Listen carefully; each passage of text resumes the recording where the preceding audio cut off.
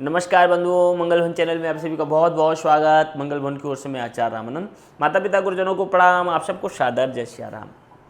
मित्रों, आज हम बात करने वाले हैं नवंबर माह के मासिक राशि फल की, और जिसमें आज की राशि होगी धनु राशि।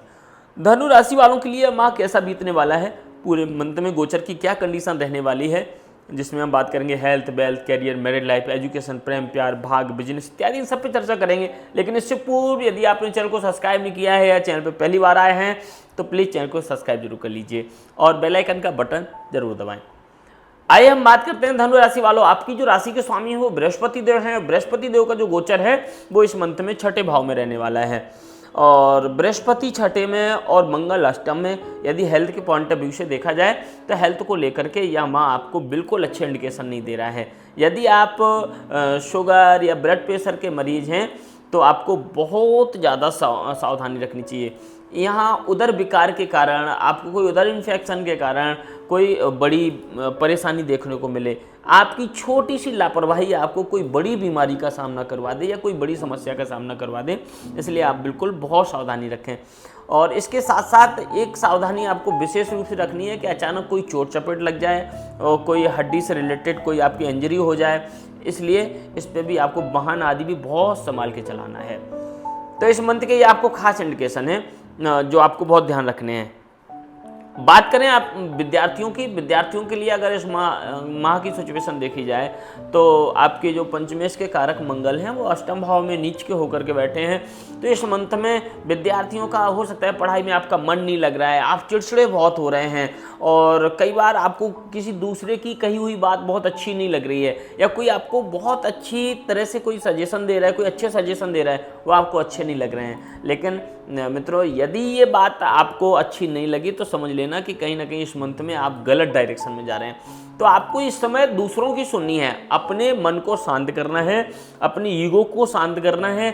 आपका ईगो, आपका ओवर कॉन्फिडेंस ये आपको नुकसान देगा, क्योंकि इस मंथ में आप चिड़चिड़े बहुत होंगे, आपको कुछ भी अच्छा नहीं लग रहा होगा। तो इस समय आपको दूसरों के सजेशन में रह करके अपने आप को शांत रखना है, और कोई खास अपना खुद का डिसीजन न लें, या चिड़चिड़े होकर के अपनी कोई चीज़ें खराब मत करें, वाद विवाद में मत उलझें। वाद विवाद के कारण आप कोई लंबे फसाद में फंस सकते हैं, तो इसलिए आपको ध्यान रखना है। यदि हम बात करें आपके प्रेमी जीवन की, प्रेमी जीवन में भी कहीं ना कहीं आपकी छोटे छोटे संदेहास्पद स्थितियां आपके संबंधों को, पुराने संबंधों को यहाँ खराब करने का काम करेंगे, और आप एक दूसरे में संशय संदेह के कारण से भी आप अपनी चीज़ों को खराब कर रहे होंगे। कई बार आप अपनी एक दूसरे से बात नहीं कह पा रहे हैं, तो मैं आपको कहूँगा कि अगर रिलेशनों को बेहतर बना के रखना है तो आप जो भी कहना चाहते हैं या जो भी आपके मन में डाउट है वो एक दूसरे से सामने बैठ के फेस टू फेस कंसल्ट कर लें, तो आपकी शायद चीज़ें, खराब चीज़ें ठीक हो सकती हैं। लेकिन ईगो एटीट्यूड के कारण आप एक दूसरे से अपनी अपनी बात नहीं कह रहे हैं और नहीं कह पा रहे हैं, तो ये आपके लिए रिलेशन को ख़राब करने का काम करेगा। मित्रों के साथ भी कई बार छोटी छोटी चीज़ें आपके संबंधों को ख़राब करेंगी, और मित्रों के साथ भी कई बार आपको ऐसा लगेगा कि हमारे साथ धोखा कर रहा है या गलत कर रहा है, तो ऐसा भी। लेकिन इन धोखे और इन सब चीज़ों से सावधान भी रहना है। कई बार कुछ लोग ऐसे भी होंगे कि जो आपको समझ में नहीं आएंगे, ना आप उनको समझ पाएंगे ना वो आपको समझ पाएंगे, और वो कई बार फिर गलत चीज़ें होनी शुरू हो जाती हैं। बात करें आपके मैरिड हाउस की, जिनके विवाह नहीं हुए हैं उनके लिए विवाह के लिए कुछ शुभ सूचना मिलने वाली है, लेकिन जिनके विवाह हो गए हैं उनके मैरिड लाइफ में कुछ खास उतार चढ़ाव नहीं मिलेगा, लेकिन सामान्य बिगड़ी हुई चीज़ें यहाँ सामान्य हो सकती हैं। पर मैं आपको एक चीज़ के लिए फिर से एक सजेशन दे रहा हूँ, यदि आपके ससुराल पक्ष के इन्वॉल्व होने के कारण से आपकी चीज़ें खराब हो रही हैं तो आप इन लोगों से थोड़ी सी दूरी बनाए रखिएगा, क्योंकि ससुराल पक्ष के इन्वॉल्व होने से आपकी चीज़ें वाकई बहुत ख़राब हो सकती हैं, या किसी गलत सजेशन के कारण आप अपने खुद के पारिवारिक लाइफ में कोई बड़ा मनमुटाव खड़ा कर सकते हैं। तो इस चीज़ से आप अपने आप को बचा सकते हैं। बात करें आपके भाग्य की, भाग्य का सपोर्ट बेहतर दिखाई देता है। भाग्य के सपोर्ट से आपकी बहुत सारी बिगड़ी हुई चीज़ें इस मंथ में ठीक होने वाली हैं।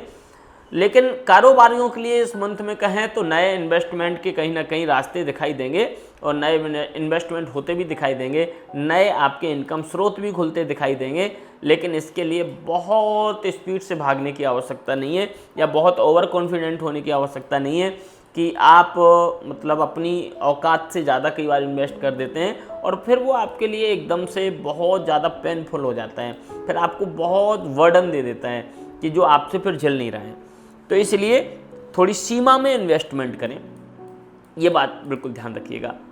कड़ी मेहनत करनी पड़ेगी इस मंथ में। कड़ी मेहनत से ही आप एक नए मुकाम को खड़ा कर सकते हैं। अगर बात करें आपके नौकरी पेशा जीवन की, तो नौकरी वाले जो लोग कहीं काम कर रहे हैं, नौकरी कर रहे हैं, उनके लिए मेरा सजेशन है कि इस मंथ में आप अपने काम से लोगों को प्रभावित तो करेंगे, लेकिन कहीं ना कहीं आपके जो बहुत ही क्लोज हैं, बहुत घनिष्ठ हैं, उन लोगों से बहुत सावधान रहिएगा।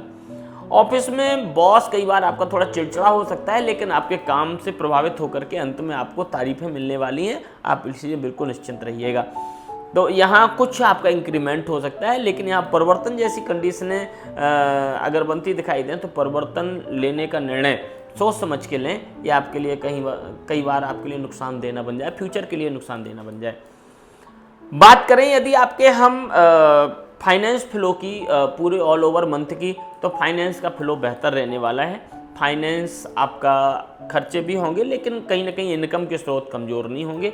बाहर कहीं घूमने फिरने का भी बन सकता है, इस तरह के कोई खर्च देखने को मिल सकते हैं। कोई आउट ऑफ कंट्री की यात्रा करने का सोच रहे हैं, तो ऐसा भी कुछ हो सकता है कि घूमना फिरना भी हो जाए। घर में भी कुछ छोटी सी मनोरंजक चीज़ों को ला करके, या फिर कई बार कुछ ऐसे सुख संसाधन ला करके आप बड़ा खर्च करें। तो इस तरह की सिचुएशन ये पूरे मंथ की रहने वाली है। इस पूरे मंथ को और बेहतर बनाने के लिए एक छोटी सी रेमेडी जरूर करें। भगवान विष्णु को प्रसन्न करने के लिए विष्णु सहस्त्र नाम का पाठ करें, और बृहस्पतिवार के दिन हो सके तो पीपल के वृक्ष में 1 लोटा जल अपने पितरों के लिए जरूर चढ़ाना शुरू कर दें, जो आपके लिए बहुत ही ज़्यादा लाभदायक होगा। मित्रों, ये सारी जानकारी आपके नाम राशि जन्म राशि पर आधारित है, लेकिन यदि आप अपनी कुंडली के बारे में जानना चाहते हैं, अपनी कुंडली का विश्लेषण करवाना चाहते हैं, तो आप हमारी दिए गए नंबरों पर संपर्क कर सकते हैं और हमारे साथ जुड़ करके अपनी किसी भी बड़ी से बड़ी समस्या का समाधान ले सकते हैं। आइए अगली वीडियो में फिर मुलाकात होगी, तब तक के लिए जय श्री राधे, जय श्री श्याम।